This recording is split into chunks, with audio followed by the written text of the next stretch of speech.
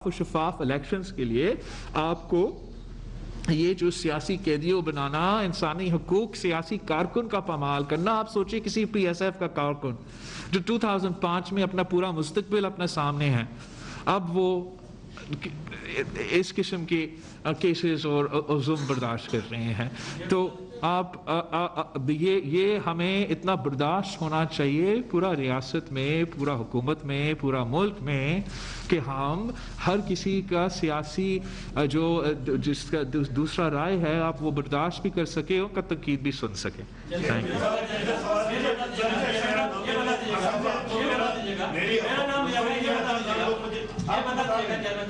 نواز شریف کا ہدف military establishment ہے، کیا آپ کا نواز شریف کا ہدف ایک ہی ہے؟ نواز شریف کا اور ہم سارے جو اس اتحاد میں ہے، ہم چاہ رہے ہیں کہ اس ملک میں حقیقی جمہوریت ہو۔ نہ حقیقی جمہوریت کیوں نہیں ہے اس ملک میں؟ حقیقی جمہوریت اس لیے نہیں ہے کہ ہمارے بہت سے ادارے، صرف ایک ادارہ نہیں، بہت سے ادارے نہ صرف اپنا ادارہ کا کام کرتے ہیں، مگر یا خود یا حکومت نے ان کو جو کام ان کا نہیں ہے اس میں بھی لگائے ہیں، جس سے پورا ریاست کو نقصان ہو رہا ہے، ہر ادارہ کو متنازع بنا رہا ہے۔ آپ اگر ہمارا جو انصاف دینے والا ادارہ ہے، جو ہمارا سپریم کورٹ ہے، جہاں ہر پاکستانی کو اس کی طرف دیکھنا چاہیے کہ ہمارا انسانی حقوق کا پاسداری کیا جائے گا، ہمارا جمہوری حقوق کا تحفظ کیا جائے گا، اگر وہاں وہ ہمارا حقوق کا تحفظ دینے کے بجائے ڈیمز بنانے اتر پائیں گے تو پھر وہ متنازع ہوں گے۔ ویسے ہی جیسے اس ماضی کے الیکشن میں جس طریقے سے ہر پولنگ اسٹیشن کے اندر اور باہر پورا ملک میں فوج کو کھڑا کیا گیا تھا، جو کہ نہ ضیاء الحق کے الیکشن میں ہوا، جو کہ نہ مشرف کے الیکشن میں ہوا، ہمارا سمجھ سے باہر ہے کہ ایک طرف پاکستان کا فوج کا انٹیگریٹی ہے، ان کو غیر سیاسی رہنا چاہیے، غیر متنازع رہنا چاہیے، اور دوسری طرف عمران خان کی الیکشن کے لیے ہر پولنگ اسٹیشن کے اندر و باہر اگر نے آپ نے کچھ کیا ہوگا یا نہ کیا ہوگا، الزام تو آپ نے لگنا تھا۔ تو ہم سمجھتے ہیں کہ ہر ادارہ کو اپنے دائرے میں رہنا چاہیے، اور اس طریقے سے ہر ادارہ کا فائدہ کے لیے ہوگا، ملک کا فائدہ کے لیے ہوگا، اور یہ خشائن بات ہے، اچھا سٹیپ ہے کہ اب جو گلگت بلتستان کے الیکشنز ہو رہے ہیں وہاں اس قسم کا انسائڈ اور آؤٹ سائڈ ڈپلائمنٹ نہیں ہے، جس سے میرا امید ہے کہ اس قسم کا متنازع ایشو نہیں بنے گا۔ لیکن ہمیں اپنا جمہوریت کے لیے، ہمارا جمہوریت کی جو سفر ہے اس کے لیے ہر ادارہ کو اپنا کام کرنا پڑے گا، اور ہمیں پارلیمان کی سپریمیسی کو ماننا پڑے گا۔ چیئرمین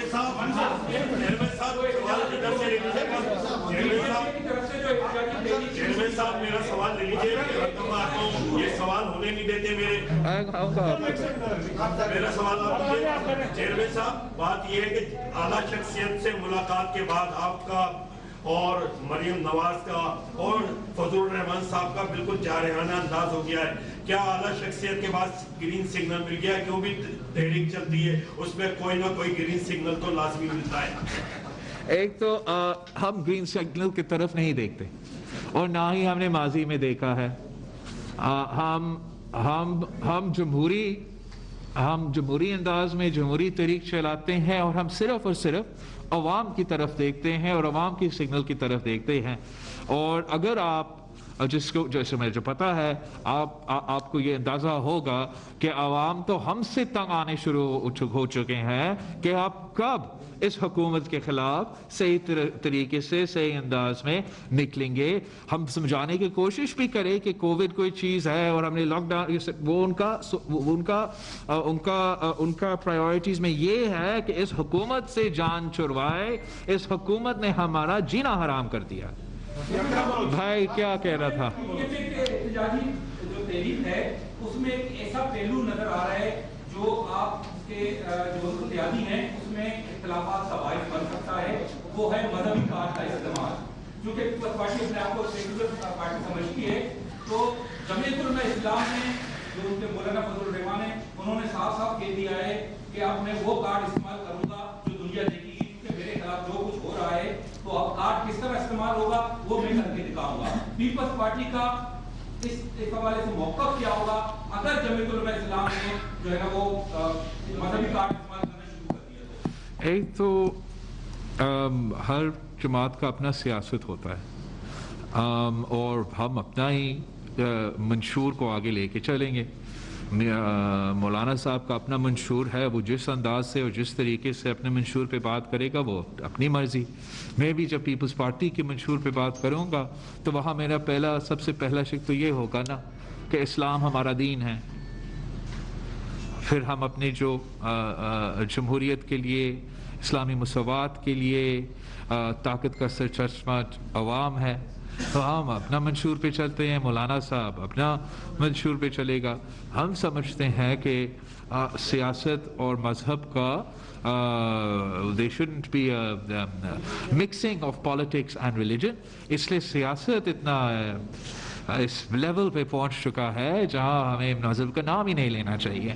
लेकिन मौलाना साहब अपना सियासत करेगा, हम अपना सियासत करेंगे। हमारा जो सिंगल पॉइंट एजेंडे है, जो हमारा कॉमन गोल्स है, वो ये है कि इस मुल्क में जमहूरियत हो, इस जमहूरियत के नतीजे में हम सब का हुकूक का तहफ़्फ़ुज़ हो, और फिर मौलाना साहब अपना सियासत करेगा, हम अपना सियासत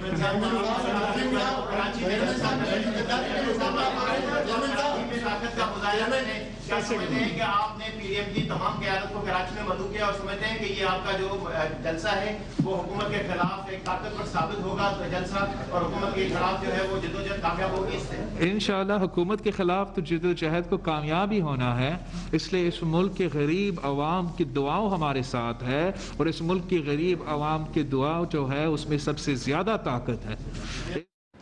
जाना अब हमारा जो ऑपोजिशन भुट्टो सरदारी प्रेस कॉन्फ्रेंस कर रहे थे, उन्होंने कहा कि इस किस्म की बचकाना हरकतों से सारा निज़ाम ख़राब हो सकता है। हुकूमत अपनी गलती माने, किसी भी सूरत पाकिस्तान के साथ गद्दारी बर्दाश्त नहीं करेंगे।